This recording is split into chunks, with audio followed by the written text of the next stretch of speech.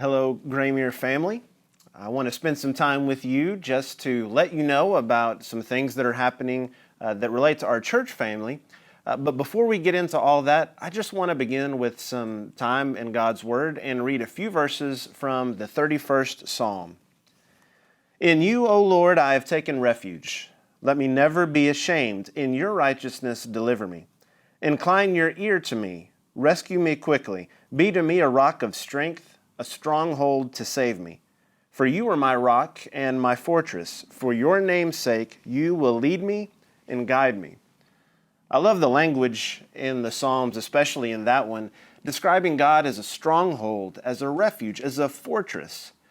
Because you probably have experienced what I've experienced in the last week or two, which is things are a little unsettling. Things are changing, and it's hard to know exactly where to turn. And I love the reminder that God is our fortress. I know that we're being advised to spend more time indoors and in our homes as sort of a fortress against a virus that's being spread, but it's always helpful to remember where our true strength lies and where our true stronghold is. So as I mentioned, we've all been dealing with everything that's been going on the last few days and even weeks. Maybe this has been a very anxious time for you. Maybe it's been a time where just the last few days you've started looking around saying, I guess this is serious. Maybe you still have complicated feelings about everything that's happening and the measures that are being taken. I understand that. I think we're all kind of trying to sort this out. And there's never been something like this, at least not in our lifetime, so there's no roadmap for the way churches deal with this.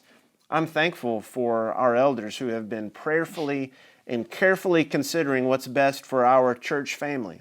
In everything, we want to do the most loving thing for everybody in our church family. We really want to show love to our neighbors and model to our community that we care about other people.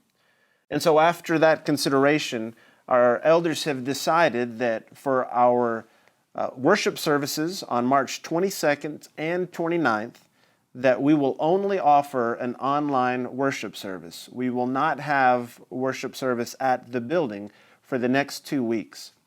After that, of course, we'll reevaluate and reassess what needs to be done, but for the next 2 Sundays, that's going to be our plan. You can go to the website or app where you usually stream our worship service, or you can look it up on Facebook. It'll be posted first thing Sunday morning, and you're going to want to watch on Sunday, not only to be part of that worship with your other Graymere brothers and sisters, but also because John Winchester is going to be preaching. We had initially intended this to be the service just before our Arizona mission group left. Of course, that trip is not going on, but Jonathan's going to share some exciting news about how Graymere continues to serve, some exciting news for the future of our congregation and missions, specifically in Arizona, and I know you won't want to miss that. You'll be blessed by his message. We're also encouraging families, as much as it is possible for you, to prepare the elements of the Lord's Supper in your home. We'll be posting a recipe for homemade unleavened bread for communion, if you'd like that.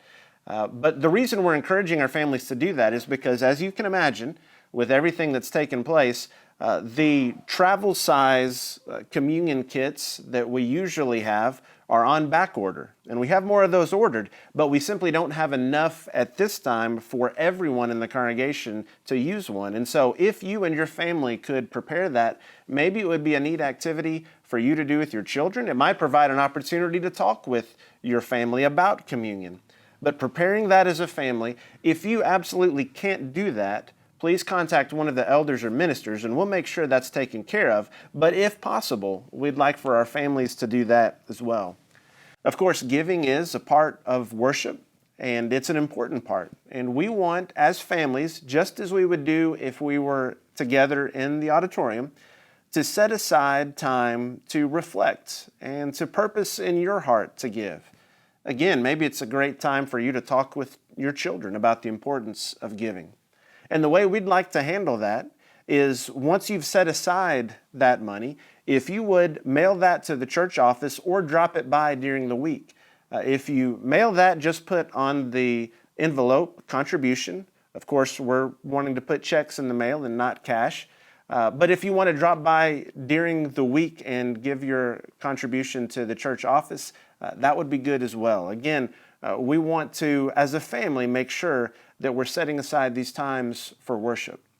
You may want to sing some songs together as a family, or we'll have some links to recording. We'll make that available where you can sing along with a congregation that's singing as well. And I know that this is not ideal, and we understand that. It's certainly not a decision that is made lightly, but is made with serious consideration, not just about the recommendations made by the government, but wanting to practice common sense and love for each other. And so while we know this isn't our first choice, it also is an opportunity for you to worship together as a family and to have some of those moments that could make some real memories. So I would encourage you to plan on Sunday as a family where you're going to meet, what room you're going to be in, when it's going to happen. Make that a real memory over these next couple of weeks. Now again, this will refer to not just our worship service, but any activity taking place in any of our buildings for the next couple of weeks. We will not have any activities in any of our buildings for the next couple of weeks. The one exception to that, and it won't really be an activity in our building, but is our meals program. There are many who rely on those meals, and so our volunteers will be following very strict hand-washing protocols, and we'll have minimal contact with those they're leaving the meals for, but we will still be providing that. And at the end of that 2 weeks, our elders will be assessing what's best to do going forward. There are also going to be some other opportunities we want to make available for everyone as it comes to spiritual growth. One of those is going to be in lieu of a Sunday morning Bible class, we're going to have an adult Bible class that will be offered online that you'll be able to participate in that study. It'll be led by our ministers. And we've chosen the book of 1 John, and we're going to be thinking about choosing the light. What does it mean to choose to walk in the light? And in these times, which can be a little confusing, what does it mean to choose to live as a Christian in our culture? And so we're going to start that. That will be available as well this Sunday. We'll also have a sermon video for Sunday night. It won't be the whole worship service, but we're going to make available our Sunday evening sermons. That's going to be particularly fitting because we've been talking about worship on Sunday evenings, and the nature of worship is important for us to understand now more than ever. And so those videos will be available as well. So you can have that Sunday evening worship time as you think about what sermons you'd want to focus on. Our Wednesday night Bible classes will also be taken care of by two of our teachers on Wednesday night.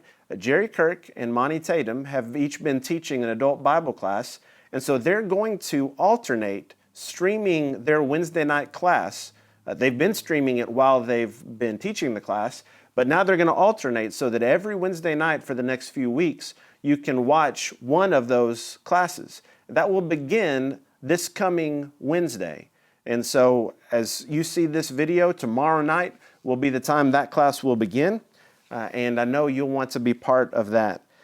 We also plan on having some brief devotional videos that we're going to offer daily. Now, sometimes there'll be current videos.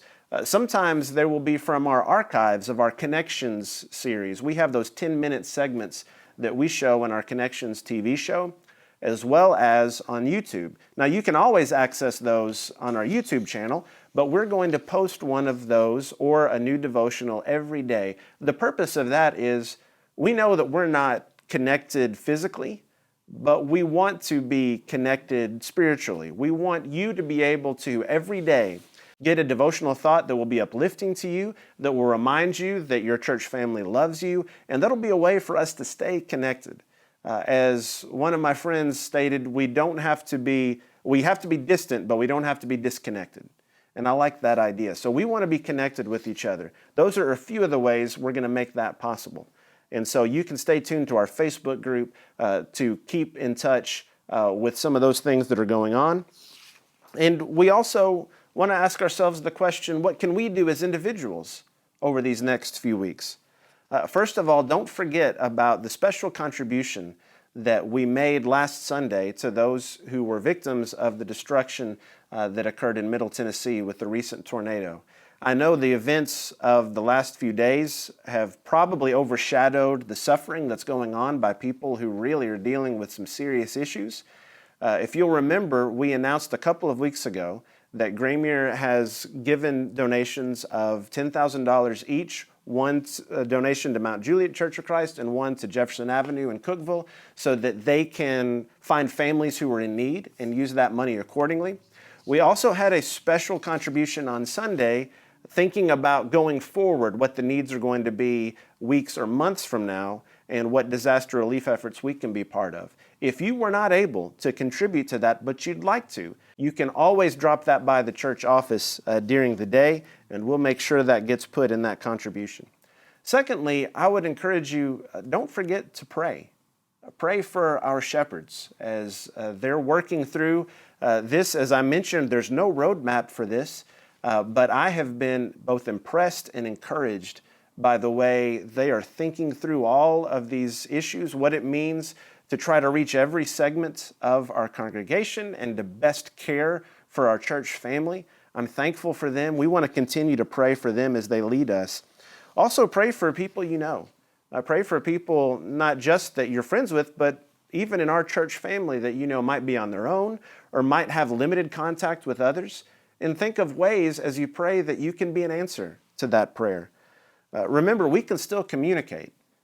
We are not cut off from each other in that sense. And so what would it look like if every day where life seems to be on hold for some of us, that you're calling, that you're texting, that if there was one person every day you were reaching out to just to check in and just to see how they're doing. If all of us at Graymuir did that for the next couple of weeks, think about how many conversations we'd have, how many people would feel that we cared about them and that we were concerned.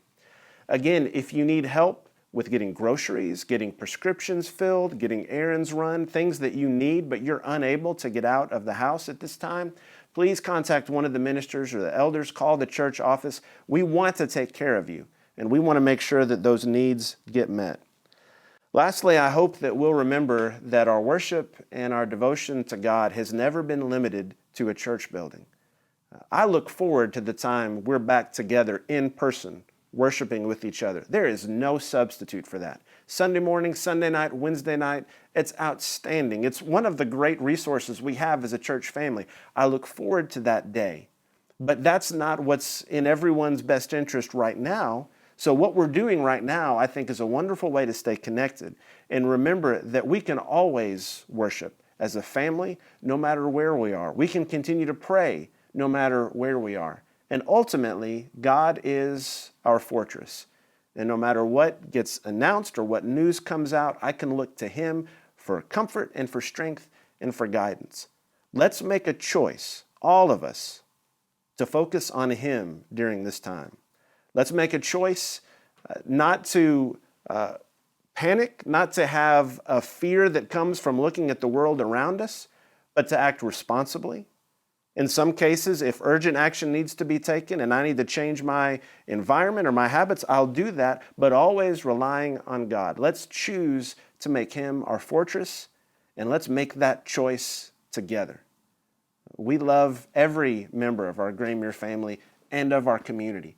We want to do what's best. Please let us know if there are any questions you have or if there's anything else you need.